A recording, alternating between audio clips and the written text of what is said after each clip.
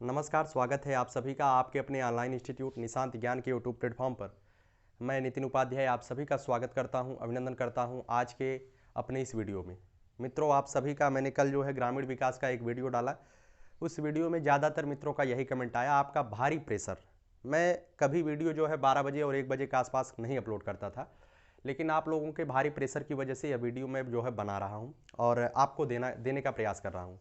देखिएगा, इस वीडियो में जो सबसे बड़ा मुद्दा है यही है कि डीएलएड के छात्र मित्रों, हमसे ज़्यादातर लोग जो है डीएलएड के जुड़े हुए हैं। हमारा कर्तव्य है कि हम हमारे साथ जुड़े हुए हर एक व्यक्ति हमारा है, हर एक मित्र हमारा है और उनके सपनों का ख्याल हमें रखना है। तो ज़्यादातर लोगों ने सबसे बड़ा मुद्दा यही बनाया कि भैया क्या डेट बढ़ेगी। आप लोगों का जिस तरीके से मेरे ऊपर प्यार बरस रहा है वो बहुत ही सराहनीय है। हम इसका आभार व्यक्त करते हैं कि आप लोग हमारे ऊपर विश्वास करते हैं और आप लोगों ने ही मुझे विश्वास योग्य बनाया है, क्योंकि मैं आपके लिए काम कर रहा हूं। तो तब तक मैं साधारण ही था जब तक मैं आपको विश्वास नहीं दिला पाया। आप लोगों का जो ट्रस्ट है बहुत ही सराहनीय है।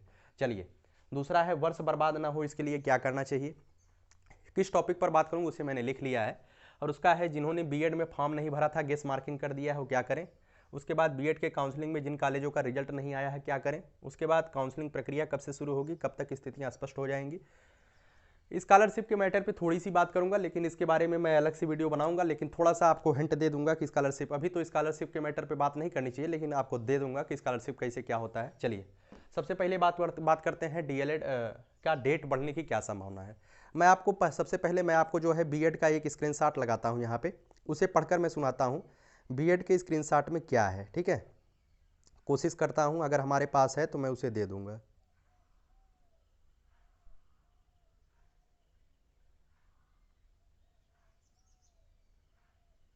देखिए, इसमें लिखा गया है कि स्नातक के अंतिम नतीजों के बगैर बीएड काउंसलिंग शुरू। जैसे डॉक्टर राम मनोहर लोहिया का रिजल्ट जो है आ गया है, लेकिन कई कॉलेजेस के रिजल्ट नहीं आए हैं। जिन कॉलेजेस के रिजल्ट नहीं आए हैं उनका क्या मतलब है और क्यों रिजल्ट नहीं आया है इसके बारे में तो हम बात करेंगे। लेकिन इसमें जो है जो अमिताभ वाजपेयी हैं, राज्य समन्वयक संयुक्त बीएड प्रवेश परीक्षा की जिनके अंडर में बीएड हो रहा है इस वर्ष, उन्होंने क्या कहा है, हमने राज्य विश्वविद्यालय से कहा था कि ये जल्द से जल्द अपने अंतिम वर्ष का परिणाम जारी कर दें।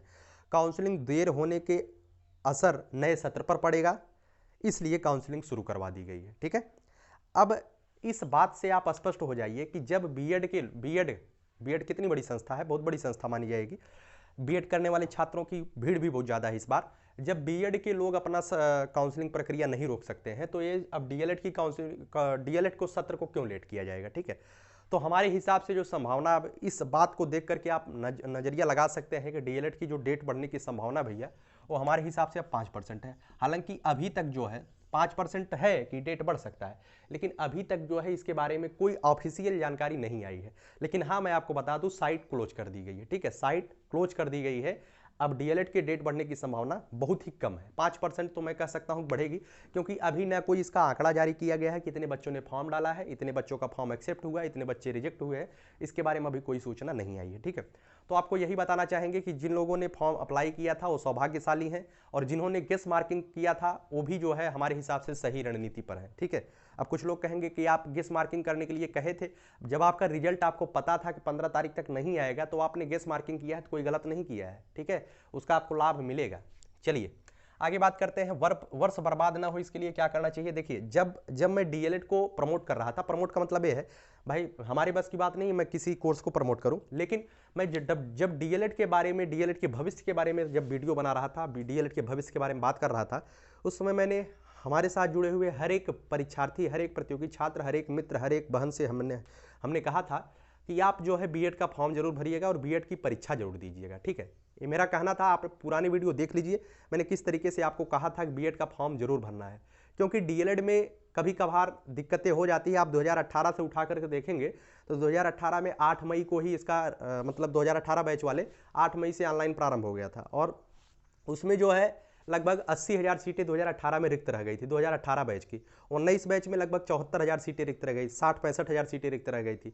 उसी तरीके से 20 बैच शून्य हुआ, 21 बैच में भी काफ़ी सीटें रिक्त रहेंगी।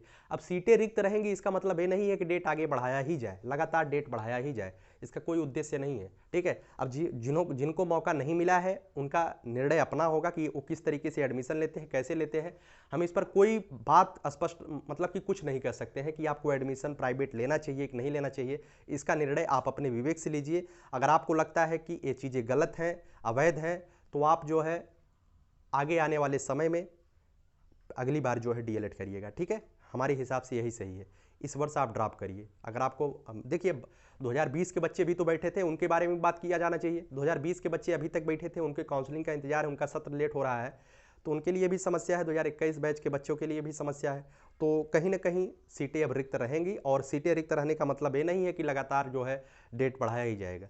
लगभग 5.5 लाख लोगों ने बीएड में परीक्षा दिया था। आपको मैं बता दूं जानकारी के लिए, अभी जब काउंसलिंग प्रक्रिया संपन्न हो जाएगी और जब इसका जो है एडमिशन हो जाएगा, इसमें भी काफ़ी सीटें रिक्त रहेंगी। ठीक है, तो इस बारे में टेंशन बिल्कुल मत लीजिएगा। अब जो भी होगा वो आपके सामने ही आएगा, और डेट बढ़ने की संभावना बिल्कुल कम है। काउंसलिंग प्रक्रिया अब जल्द ही शुरू की जाएगी। वर्ष बर्बाद ना हो, इसके लिए आपको करना क्या चाहिए? वर्ष बर्बाद ना हो, अगर आपने बीएड का परीक्षा दिया था, आपका कितना भी नंबर आया हो, आप जो है बीएड जरूर कर लीजिएगा। ठीक है, मैं आपको यही बताऊंगा, आप जो है बीएड जरूर कर लीजिएगा। अब कुछ लोगों के मन में टेंशन रहेगा कि बीएड करेंगे प्राथमिक से बाहर हो जाएंगे। आप बता रहे थे बीएड नहीं करना है, डीएलएड ही करना है। मैंने फर्स्ट प्रीफरेंस आपको डीएलएड पे दिया था। मैं सबको कहता हूं कि डीएलएड पे फर्स्ट प्रीफरेंस दीजिए। अगर आपको शिक्षक ही बनना है, अगर मौका नहीं मिलता है तो आप वर्ष को बर्बाद न करिए। हमारे हिसाब से आप डीएलएड बीएड कर लीजिए, क्योंकि आने वाले समय में जिस तरीके की स्थितियां बन रही है समाज में क्या, आप दिल्ली हाई कोर्ट का केस देख, दिल्ली DSSS PRT वाला मैटर देख लीजिए, उसमें बीएड को एलिजिबल कर दिया गया। उसके बाद राजस्थान रीट वाला मैटर देख लीजिए, उसमें भी मतलब कि बीएड को प्राथमिक में एलिजिबल कर दिया गया। क्यों कर दिया गया? क्योंकि वही 2018 के राजपत्र को आधार बनाया गया। एनसीटीई ने मान्यता दे दिया कि बीएड को जो है प्राथमिक में दिया जाएगा, लेकिन शिक्षा समवर्ती सूची का विषय है, इस वजह से राज्य सरकारें जो है बीएड को समय समय पर बाहर का धक्का दिखाती रहती हैं। लेकिन जब बीएड वाले बाहर होंगे, अब ऐसी परिस्थिति है 69,000 में इतनी बड़ी संख्या में बीएड के कैंडिडेट आए, और उससे कितने लोग लाभान्वित होकर के, कितने लोग प्रोत्साहित होकर के बीएड के क्षेत्र में उतरे हैं। अब इतने जल्दी बीएड की एक बड़ी संख्या प्राथमिक में आ जाएगी, और जहां पे बड़ी संख्या और बड़ा संगठन होता है उसे जल्द बाहर नहीं किया जा सकता है। ठीक है, 2011-12 में बीएड को बाहर करना एक बहुत बड़ी चुनौती थी, और उस चुनौती को पार पाना मैं आपको बता दूं, चलिए उसके बारे में हम कभी बाद में बात करेंगे। 72,825 में किस तरीके से बीएड को अंदर किया गया, और किस तरीके की राजनीतिक परिप्रेक्ष्य की वजह से राजनीतिक स्थितियां बदली और बीएड को बाहर किया गया। लेकिन वर्तमान के समय में जिस तरीके से 8 साल का लंबा गैप आपको देखने को मिला 2011 से 19 तक, अब 2019 से लगभग 29-30 तक, अब बीएड को जो है इतने जल्दी कोई बाहर नहीं कर पाएगा। और नई शिक्षा नीति में भी बीएड को जो है प्रमोशन दिया गया है। लेकिन जो भी है, आपको वर्ष नहीं बर्बाद करना है। मेरी बातें शायद आपको, कुछ लोग कहेंगे कि आपकी बातें स्पष्ट नहीं होती। मेरी बातें स्पष्ट यही हैं, डीएलएड को फर्स्ट प्रीफरेंस देना था। अगर आपका वर्ष बर्बाद ना हो, इस वजह से मैं बीएड करने के लिए कह रहा हूँ। मैं कहता हूं कि जो जिंदगी में बड़ा रिस्क लेता है वही बड़ा गेम खेल जाता है। गेम चेंजर वही होता है जो रिस्क लेता है। आप भी जिंदगी में रिस्क लीजिए अगर आपके सामने मौका ना हो। ठीक है, चलिए आगे बात करते हैं। जिन्होंने बीएड में फॉर्म नहीं भरा था, गेस मार्किंग कर दिए हैं, क्या करें? अभी कल जो है एक मित्र ने हमसे कहा कि भैया आज शाम को 5 बजे हमारा रिजल्ट आ गया। इंस्टाग्राम पे हमसे पूछे कि भैया आज शाम को हमारा रिजल्ट आ गया, और रिजल्ट में जो है 55 नंबर बढ़ गया है, और आपके कहने से मैंने गेस मार्किंग कर दिया था। आप हमारे कहने पर अगर गेस मार्किंग कर दिए थे और आपने बीएड में फॉर्म नहीं भरा है, ठीक है, आपने बीएड में फॉर्म नहीं भरा है, और आपका रिजल्ट जो है 15 तारीख के बाद आया, और साइट अभी क्लोज हो गई है, ठीक है, तो आप जो है बेहतरीन स्थिति में है, कोई दिक्कत नहीं है। काउंसलिंग प्रक्रिया में भाग लीजिएगा। वैसे भी आप जो है मतलब कि अगर फॉर्म नहीं डाले होते तो बाहर होते, फॉर्म डाल दिए हैं तो एक बार हर्ज क्या जाता है आपका, काउंसलिंग प्रक्रिया में भाग लीजिए। कॉलेज मिल जाएगा तो सही है, नहीं मिलेगा तो कोई दिक्कत नहीं है। ठीक है, मैंने तब कहा था गेस मार्किंग करने के लिए, ऐसा नहीं कहा था कि मैं देखिए अब असंवैधानिक तरीकों को कभी नहीं प्रमोट करूंगा, कभी भी नहीं मैं असंवैधानिक, क्योंकि मैं जितने भी टैगलाइन लिखता हूं उसके ऊपर हमेशा लिखता हूं राष्ट्र हित सर्वोपरि। राष्ट्र हित सर्वोपरि, भ्रष्टाचार कभी नहीं होना चाहिए, अवैध तरीकों से किसी का सिलेक्शन कहीं नहीं होना चाहिए, अवैध तरीका मैं कभी नहीं बताता हूं। आपके सामने एक ऑप्शन था, उस ऑप्शन का आपने प्रयोग किया, अगर सही हो जाता है तो ठीक है, नहीं सही होता है तो उसका सीधा सीधा ये मतलब नहीं है कि आपने कहा था इस वजह से किया, मैंने कहा था इस वजह से नहीं किया, आपके सामने समस्या थी इस वजह से आपने किया, ये आपकी गारंटी है। समझ में आया? चलिए, गेस मार्किंग जिन्होंने कर दिया है ठीक है, कोई दिक्कत नहीं है। वैसे भी आप बाहर थे, काउंसलिंग प्रक्रिया में भाग लीजिएगा, कॉलेज अलॉट हो जाता है तो अच्छी बात है, ठीक है, और जहां तक उम्मीद यही है भैया कॉलेज अलॉट हो जाएगा, ठीक है, कोई दिक्कत नहीं होने वाली है। चलिए, बीएड काउंसलिंग में जिन कॉलेज का रिजल्ट नहीं आया है वो क्या करें? चौथा पॉइंट मैंने लिखा है। अब सबसे पहली बात मैं आपको बता देता हूं कि आपके कॉलेज का रिजल्ट क्यों नहीं आया है। सबसे बड़ी बात यही है कि आपके कॉलेज का रिजल्ट क्यों नहीं आया है। हमारे एक मित्र हैं, उनका भी कॉलेज का रिजल्ट नहीं आया, लगातार हमसे कॉल करके संपर्क कर रहे हैं, भैया रिजल्ट कब आएगा। तो हम उनका बताएं कि रिजल्ट आपका जो है, या तो आपके कॉलेज वालों ने प्रैक्टिकल फीस नहीं दिया होगा, प्रैक्टिकल फीस कह रहे हैं, आपके कॉलेज वालों ने प्रैक्टिकल मार्क नहीं अच्छे से दिया होगा यूनिवर्सिटी के पास, या कोई फीस बकाया होगा। बस मेन रीजन यही है। मैंने यूनिवर्सिटी से संपर्क किया तो उन्होंने भी, वहाँ से भी हमें सूचना मिली कि ऐसी ही बातें हैं, और यूनिवर्सिटी का आपके कॉलेज से और आपके फ्यूचर से कोई दुश्मनी नहीं है। किसी भी यूनिवर्सिटी का किसी पर्टिकुलर कॉलेज से या किसी पर्टिकुलर बच्चे से दुश्मनी नहीं होती है। वह यूनिवर्सिटी बनाई गई है छात्र हित के लिए, तो छात्र हित में ही काम करेगी। अब आपके विद्यालय ने प्रैक्टिकल मार्क ही नहीं भेजा, आपके विद्यालय ने पूरा फीस ही नहीं भरा है, जैसे जैसे आपके विद्यालय उस कमी को फुलफिल करते जाएंगे उसी तरीके से आपका रिजल्ट अपडेट होता चला जाएगा। कल शाम को डॉक्टर राम मनोहर लोहिया का रिजल्ट जो है अपडेट हुआ है, कुछ कॉलेज का अपडेट हुआ है, लेकिन कुछ कॉलेज का नहीं हुआ है। ठीक है, तो आप धैर्य रखिएगा, आज शाम तक कल सुबह तक आपका रिजल्ट अपडेट हो जाएगा। ठीक है, जो काउंसलिंग प्रक्रिया चल रही है 1 से 75,000 बीएड की बात कर रहा हूँ, जिनका रिजल्ट आ गया है, काउंसलिंग में जल्द से जल्द भाग लीजिएगा, क्योंकि आप जब जल्द से जल्द काउंसलिंग में भाग लेंगे, जो विद्यालय पहले डालेंगे उस विद्यालय आपका अलाट हो जाएगा। अब कुछ लोग कह रहे थे कि अगर भैया मुझे विद्यालय नहीं अलाट होता है, क्या मुझे पैसा वापस हो जाएगा? जी, वापस हो जाएगा। अगर आपका विद्यालय नहीं अलाट होता है तभी जाकर के आपका पैसा वापस होगा, इस बात को ध्यान रखिएगा। अगर आपका कॉलेज अलाट हो जाता है तब आपका पैसा वापस नहीं होगा। ठीक है, क्यों होगा? चलिए आगे बात करते हैं। अगर कॉलेज अलाट हो गया तो पैसा वापस नहीं होगा, इस बात को ध्यान रखिएगा। काउंसलिंग प्रक्रिया में आप भाग लिए और आपको कॉलेज नहीं मिला तो पैसा वापस, या कॉलेज चॉइस ही आप मत करिए, पैसा वापस। लेकिन अगर आपने कॉलेज अलाट, कोई भी कॉलेज अलाट हो गया, तब भैया पैसा वापस नहीं होगा, आप चाहे एडमिशन लीजिए चाहे मत लीजिए। ठीक है, काउंसलिंग प्रक्रिया कब से शुरू होगी भैया? डीएलएड वाले लगातार पूछ रहे थे, तो मैं आपको बता दूं अक्टूबर के प्रथम सप्ताह से। ठीक है, अक्टूबर के प्रथम सप्ताह से, अगर डेट तो नहीं बढ़ेगी, अब बहुत मुश्किल है डेट बढ़ने की। ठीक है, तो अक्टूबर के प्रथम सप्ताह से या अक्टूबर के सेकेंड वीक से आपकी काउंसलिंग प्रक्रिया शुरू हो जाएगी। जो भी आपका सत्र है बहुत ही जल्द प्रारंभ कर दिया जाएगा और आप समस्याएं आपकी दूर हो जाएंगी। ठीक है, कब तक स्थितियां स्पष्ट हो जाएंगी? अभी कोई ऑफिशियल डाटा जो है पीएनपी की तरफ से नहीं प्रसारित किया गया है। सारी स्थितियां जो है 1-2 दिन में आपके सामने आ जाएगा, कितना फॉर्म पड़ा है, कैसे क्या होगा, आगे की प्रक्रिया क्या होगी, सारी चीज़ें एक शेड्यूल के तौर पर आपको दे दिया जाएगा। ठीक है, जिस तरीके से बीएड की काउंसलिंग शेड्यूल निकाली गई है वैसे इसकी काउंसलिंग शेड्यूल निकाल दी जाएगी। ठीक है, डीएलएड की भी। स्कॉलरशिप पे सबसे बड़ी अफवाह ये चल रही है